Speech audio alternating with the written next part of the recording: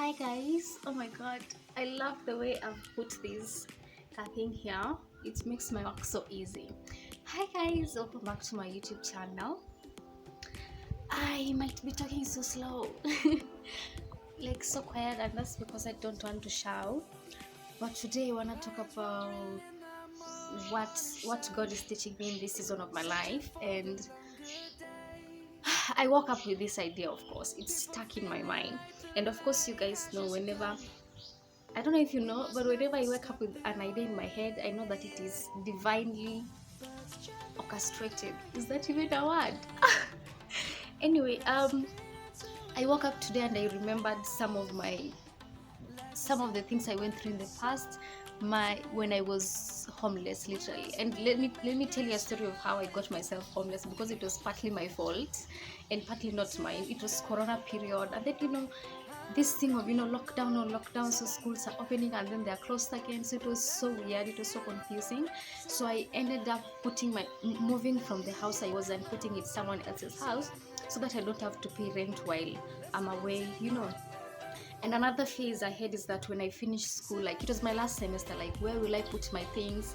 Right now, I do have everything from bed to mattress to utensils to gas, all of them.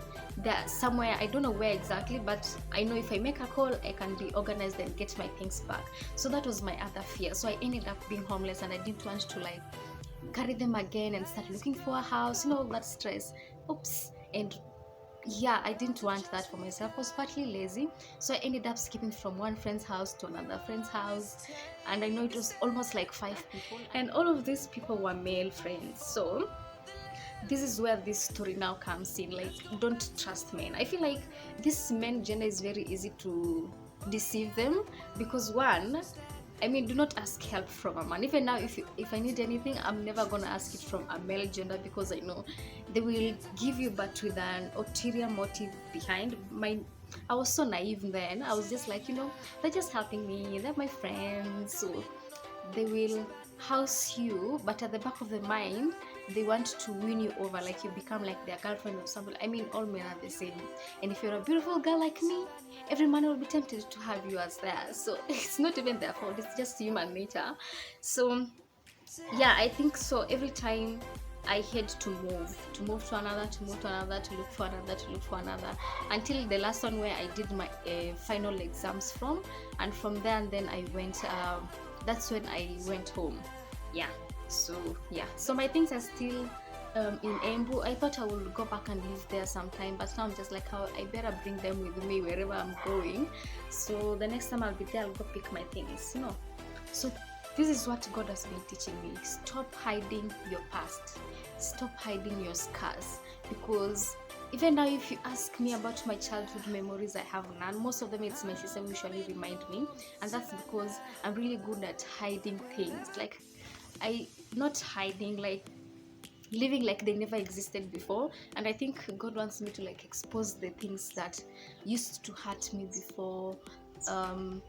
Like even this story, like this, the way I ended up being homeless, moving from one house to another, I never remembered it until today. Like siku naikumbuka, because that's how much I hide things like they never existed before. And God wants me to like speak it out and learn to share, because in sharing, you get healing through sharing, and also you don't end up making the same mistakes. And I'm also good at running away from my problems. So this year I prayed like, God, I don't want to keep running. So yeah, I don't even know if I'm making sense, but do not hide your scars and your past, because it's there to serve a bigger purpose, and God wants to use it for a bigger thing. It's like a testimony from where you came from. It's part of your story. And one of my goals in my vision board was my voice to be heard. How will your voice be heard if you do not have a story? And your past is what makes your story. You get me?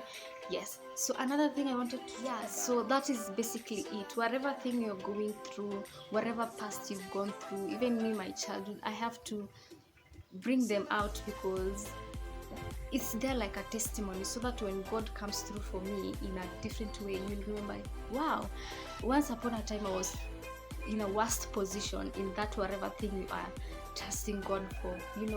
So yeah, I really hope I've made sense. But that is such a short video. That is just what I wanted to share. don't trust men. That is what I'm saying. And when I mean just a man, I just don't mean man gender, like men and women, you know.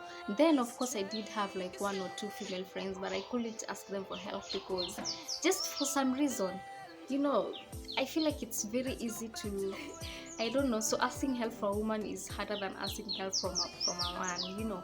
So at the back of your mind, if a man is being nice to you, just know that it is not like I've really, it's not genuine. Honestly, me, that is what I believe.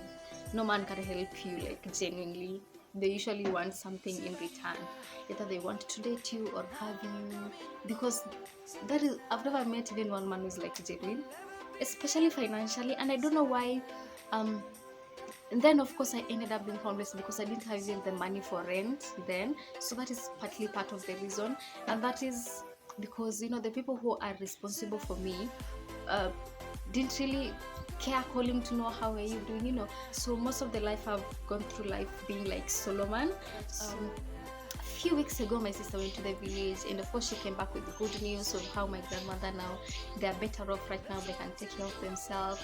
And then I just felt like a load coming off me. I was so happy and grateful and joyous, and that is because I was carrying all my family's problems in my shoulder, and God was like, he's like teaching me, do not carry your family's problems in your shoulder. Trust God that he's going to take care of them wherever they are, you know. Like, just know that he will take care of them wherever they are. You don't have to be there. So I felt like such a load getting off me, that now I can now focus on myself, because now them, they can take care of themselves. So that is another thing that also, it's just all about trusting God, you know. Sometimes you really pretend you really know how to trust God until you go through a bad situation, then God just reveals to you that actually you don't really trust God. Trusting God is like living through the uncertainties of life. Yeah, like you don't have to be sure, you don't have to be in control. That is one thing that I've been learning in the past few months, in the season of my life. I know I've been saying these things like bits and bits and bits, but I hope you get out of this video with something. Trust God, do not trust men, and do not be naive like me. At the back of your mind, always know that if you're asking help from a fellow man like you, there are chances that it is not genuine. They will want something in return. And number two, do not carry your family's load and your problems on your head, because trust God that is gonna take care of them. Like, just trust God, and do not hide your scars, because God is going to use it for a bigger purpose. That is what you should learn from this video. Do not hide your pains, because it's an opportunity for God to reveal to you like how amazing he is and how good he is. So thank you so much for watching, guys, and I'll see you on my next video. Yeah, just trust God, okay?